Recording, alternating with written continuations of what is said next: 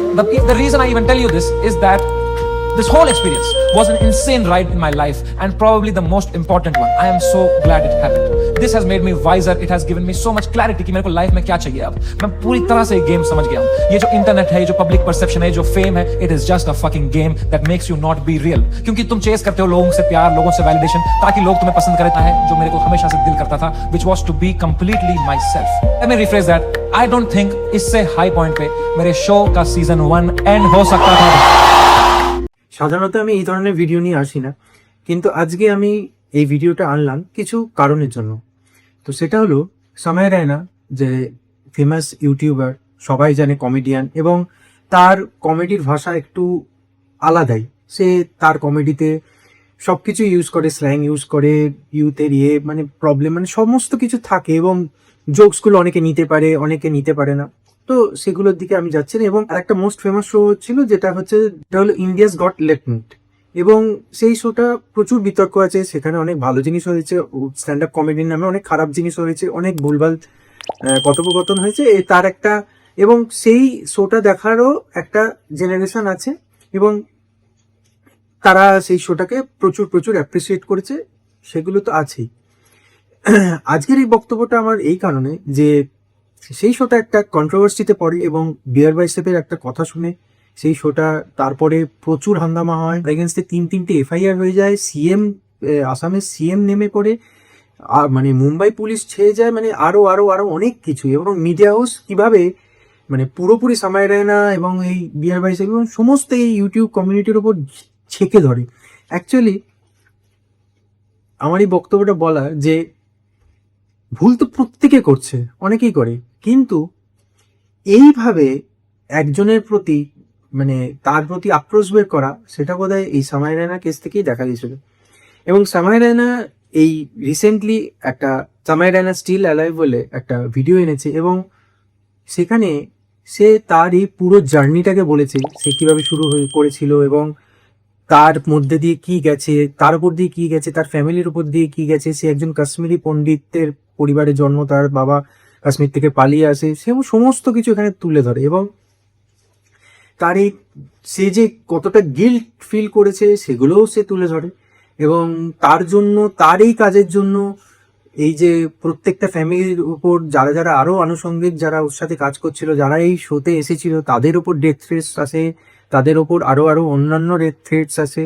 তো সমস্ত কিছু নিয়ে সে বলেছে, এবং সে কিছু ইমোশনাল হয়ে পড়েছিল কিছু কিছু জায়গায়। এবং আমার এই বক্তব্যটা বলার এখানে সময় রায়না কিছু কিছু এমন এমন কথা বলে যেগুলো যুক্তি দিয়ে ভেবে দেখলে সেগুলো অস্বীকার করা যাবে না। যেমন সে বলেছে যে আমরা কমেডিয়ান, এবং কমেডির মাধ্যমে আমরা লোককে হাসাই, এবং যতদিন আমরা লোককে না হাসাই এবং কমেডির মাধ্যমে যদি লোক না বেশি হয়ে থাকে, তাহলে কিন্তু মানুষ প্রশ্ন করতে থাকবে, কারণ মানুষের কাছে অন্য কিছু ভাবনা চিন্তা তো থাকবে না। মানুষ তো এখন ডাইভার্ট পজিশনে আছে, তো এই ডাইভার্সন যদি ক্লিয়ার হয়ে যায়, মানুষের কনসেপ্ট ক্লিয়ার হয়ে যাবে, মানুষ কিন্তু প্রশ্ন করবে। এটা কিন্তু একটা ঠুকেছে, এবং এই ঠোকাটা শুধু মিডিয়াকে ঠোকা না, এটা পুরো সমাজ সিস্টেমটাকে ঠোকা, সরকারকেও ঠোকা। এই যে আমাদের বেঙ্গলে যে মানে সব একটা ডাইভার্সনের মধ্যে আছে, যা হচ্ছে প্রতিটা সেকেন্ডে একটা না একটা কিছু আসে, সেইটা নিয়ে মানুষ পড়ে যায়, কিন্তু আসল যে মুদ্রা, আসল যে জিনিস, তার উপর কোশ্চেন করতে কিন্তু ভুলে যাচ্ছে। এইটা কিন্তু মানে ভাববার বিষয়। এছাড়া তার পেছনে মানে সে যখন পড়ে গেছে, তাকে লাথি মারার জন্য আরো সব লোক যেভাবে মানে পড়েছিল পেছনে, সেটা ওই মুকেশ খান্না হোক শক্তিমানে, সে তো একদম মানে পাগল হয়ে গেছে। আমি ওকে ধরতত্ত্বের মধ্যেই রাখি না। একটা আমাদের ছোটবেলায় আইপি, যাকে আমরা ছোটবেলায় ভালো লাগতো, এখন তো মানে যা যা কাজ করছে মানে পছন্দই হয় না। এবং সে ওই আইপিটাকে ধরে রেখেছে, কাউকেই হাত দিতে দেয় না, মানে সেটা নষ্টই করে ফেলেছে। তো সেটা বাদ দিলাম, সেও পেছনে পড়ে গেছিল। এবং আরো আরো মানে যারা ওকে চেনে না জানে না, তারাও ওর পেছনে পড়ে গেছে নিয়ে বলতে। এবং অনেকে সাপোর্ট পায়নি, কিন্তু যার সাপোর্ট পেয়েছে সেটা হলো বাবা মা। এইটা সবসময় মনে রাখতে হবে, সাপোর্ট তুমি কারুর পাও কি না পাও, বাবা মা কিন্তু তোমার সঙ্গে থাকবে এবং তোমাকে বুঝবে, সেই মনের জোরটা দেবে। এবং সেখান থেকে ওর যেই ফিরে আসা, সেটাও কিন্তু একটা ভালো দিকও শেখায়, যে সিস্টেম তোমাকে কিন্তু চেপে বসবে, তোমার ওপর অত্যাচার করতে থাকবে, তোমাকে মাটিতে মিশিয়ে দিতে থাকবে। তুমি যদি ঘুরে দাঁড়াতে না পারো, তুমিই হার মানবে, তোমাকে সবসময় ফাইট ব্যাক করে ফিরে আসতে হবে। হ্যাঁ, অবশ্যই তার পেছনে অনেক ভালোবাসা সাপোর্ট চাই। সেই সাপোর্ট সে পেয়েছে সময় রায়না, এবং তার মধ্যে তার পরিবারের সাপোর্ট তো পেয়েছে। তো এই দিকটা আমার অসাধারণ লেগেছে। আমি তার ওই ইন্ডিয়াস গট লেটেন্টের অত বড় ফ্যান নই। আমি ইন্ডিয়াস গট লেটেন্টের কয়েকটাই এপিসোড দেখেছি, ওইরকম টানা এপিসোড দেখিনি। যে এপিসোডটা দেখতে ভালো লাগতো সেটা দেখতাম, যেটা দেখতে ভালো লাগতো না সেটা স্কিপ করে বেরিয়ে যেতাম। কিন্তু সে তো কোথাও গিয়ে মানুষকে হাসাচ্ছে, সে যেভাবেই হোক। আমার এই ফাইট ব্যাকটা এবং তার ফিরে আসার গল্পটা ভালো লেগে, এবং এই 1.5 ঘন্টার গল্পটায় সে অনেক কিছু বলেছে, অনেক কিছু। তার আপস অ্যান্ড ডাউনস বলেছে, তার মানে সিস্টেমের তার ভাষাতেই বলেছে, সে যেভাবে কথা বলে। এবং একটা জিনিস কিন্তু ঠিক কথা বলেছে, যে ভালো সে যখন কিছু খারাপ বিহেভিয়ার করে তখন মানুষ মেনে নিতে পারে না, কিন্তু যে খারাপ, সবসময় খারাপ, সে তো জানে লোকে যে এ খারাপ করবে।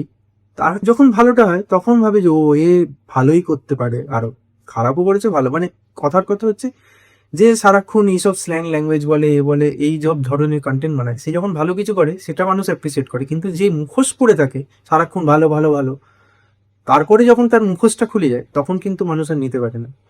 এছাড়া সে আরো কথা বলেছে যে মানে মানুষ হাসছে এই জোকসটার উপর, যে মানুষকে খুব তাড়াতাড়ি ভুল বুঝিয়ে দেওয়া যায়। এটা কিন্তু সে মানুষকে রোস্ট করছে, সবাইকে রোস্ট করছে, অডিয়েন্সকে রোস্ট করছে, যে অডিয়েন্সকে ভুল বুঝিয়ে দেওয়া যায়।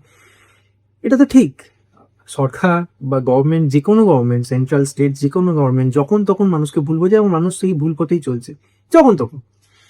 তো এই জিনিসটা দেখার মানে আমি বলবো এই 1.5 ঘন্টার যে সময় রায়না স্টিল অ্যালাইভ যে ভিডিওটাও বানিয়েছে, সেটা সবাই দেখা উচিত। ভালো হোক খারাপ হোক দেখা উচিত। আর তোমরা যদি দেখে থাকো অবশ্যই কমেন্ট সেকশনে বলো তোমাদের মতামত। তো আমি এই বিষয়টা নিয়ে আর কিছু বলতে চাই না। তো নেক্সট ভিডিওতে অবশ্যই দেখা হচ্ছে। তো আমার কন্টেন্ট যদি ভালো লেগে থাকে অবশ্যই চ্যানেলটাকে লাইক, শেয়ার এন্ড সাবস্ক্রাইব করে দিও। আমার ইনস্টা থ্রিজ আর ফেসবুক পেজে ফলো করে রাখতে পারো, সেখানে আমি অনেক ধরনের ইনফরমেশন দিয়ে থাকি। তো আবার দেখা হবে স্ক্রিনের এপারে বংশুর সাথে। ততক্ষণের জন্য বাই।